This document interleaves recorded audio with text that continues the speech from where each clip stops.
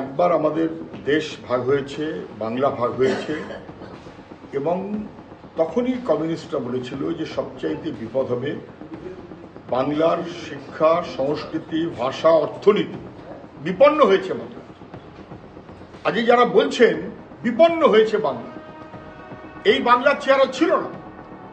বাংলা গোটা দেশের মধ্যে আর্থিক, শিক্ষা সমস্ত ব্যাপারে এগিয়েছিল। যারা বাংলাকে ধ্বংস করার ব্যবস্থা করেছেন বছরের পর বছর ধরে, তারা হঠাৎ এখন কুমিরের কান্দা করছেন কেন? একটা গান রাজ্যের নামে হয়ে গেলে রাজ্যের উন্নতি হয়? রাজ্যের নামে একটা কি পতাকা হয়ে গেলে রাজ্যের উন্নতি হয়? রাজ্যের নামে একটা সংবিধান মতন করে তো পারলে মমতা ব্যানার্জি চলছেন। আইনের শাসন নেই, শাসকের আইন, ওটা ওনার নিজের তৈরি, যেখানে অপরাধী পাশে দাঁড়াবে পুলিশ এবং প্রশাসন। ভয়াবহ। ফলে যে মমতা ব্যানার্জি একসময় উত্তরে কামতা, দক্ষিণে মমতা স্লোগান দিয়েছিলেন, তিনি বাংলায় এই বিভাজনের রাজনীতির অংশীদার ছিলেন।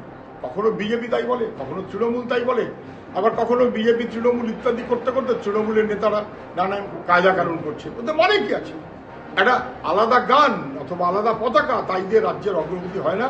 অগ্রগতি হয় শিক্ষা, সমাজ, সংস্কৃতি, স্বাস্থ্য, কাজ, এই ব্যবস্থাপনার মধ্য দিয়ে। শিল্প, এসব ব্যাপারে তৃণমূল লবডাউন। পশ্চিমবাংলার পরিবেশকে ধ্বংস করা হচ্ছে। সুন্দরবনে যান, গাছ কাটা হচ্ছে। গ্রাম এলাকায় যান, বনসৃজনের গাছ সহ নানান গাছ কাটা হচ্ছে এবং তাই নিয়ে ব্যবসা করা হচ্ছে তৃণমূলের নেতারা। শহর কলকাতায় একটা প্রকল্পের নাম করে গাছ কাটতে পারলে যেন খুশি হয়। ওয়েটল্যান্ড এলাকা সর্বনাশ করে দেওয়া হচ্ছে, বেআইনি সমস্ত ভরাট এবং বেআইনি নির্মাণ। গাছ কাটার একটা রাজস্ব যজ্ঞ চলছে আমাদের রাজ্যে। এটা খুব বিপজ্জনক। পরিবেশকে সর্বনাশ করা হচ্ছে, ধ্বংস করা হচ্ছে। সরকার অথবা কর্পোরেশন এই ব্যাপারে চোখ বন্ধ করে রেখেছে। ন্যাশনাল গ্রিন ট্রাইব্যুনাল ছাড়া, এবং তার কাছে সবাই যেতেও পারছে না, ন্যাশনাল গ্রিন ট্রাইব্যুনাল ছাড়া কেউ নেই। রাজ্যের পরিবেশ দপ্তর কি করছে? রাজ্যের ফিশারি ডিপার্টমেন্ট কি করছে? ফিশারি, পরিবেশ দপ্তর, যাদের পরিবেশ রক্ষা করার কথা, গাছ যাতে ধ্বংস না হয়, জল যাতে পুকুর বোঝানো না হয়, সর্বনাশ করছে। তৃণমূলের একচ্ছত্র আধিপত্যে মানুষের পরিবেশের অধিকার শেষ হয়ে যাবে। শিক্ষাকে ধ্বংস করা হচ্ছে।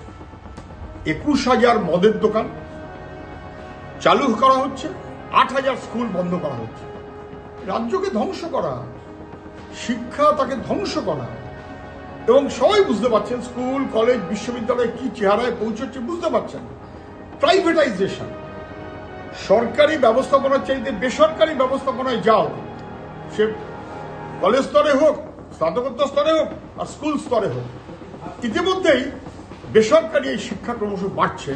মুখ্যমন্ত্রী তিনিও বলেছিলেন বেসরকারিদের মিটিং টিটিং দেখে যেসব খরচ কমানো হবে। কোথায়? লবণাক্ত। সরকারের যা নির্ধারিত রেট, সরকার অনুমোদিত স্কুল, তারপরে বাড়তি টাকা নিচ্ছে কেন? কি করে নিচ্ছে? কি করছে পরিদর্শকরা? কি করছে শিক্ষা দপ্তর? ফেইল্ড স্টেট এডুকেশনকে ধ্বংস করছে।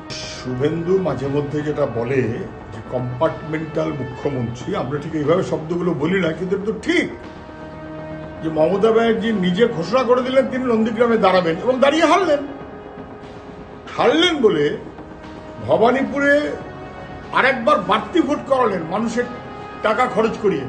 শোভনদেবকে ফেরত পাঠিয়ে দিলেন খর্দায়, নিজেকে দাঁড়িয়ে পড়লেন ভবানীপুরে। সেই ভবানীপুরেও কিন্তু নানান নির্বাচনে দেখা গেছে তৃণমূলের সমর্থনের হ্রাস পাচ্ছে। নেহাত এই নানাবিধভাবে ভোটের কারুকার্য করে কোন রকমে যেতে তৃণমূল অথবা যেতে বিজেপি। তৃণমূল কারণই ভবিষ্যৎ খুব ভালো এটা হতে পারে না। ওরা মানুষের জীবন জীবিকার যন্ত্রণায় নেই। বিজেপি পশ্চিমবাংলায় কোনোদিন সুযোগ পায়নি। যতক্ষণ বামফ্রন্ট ছিল একটা পঞ্চায়েতে জেতার সুযোগ পায়নি। তৃণমূল বকলমে বিজেপিকে সুযোগ করে দিয়েছে।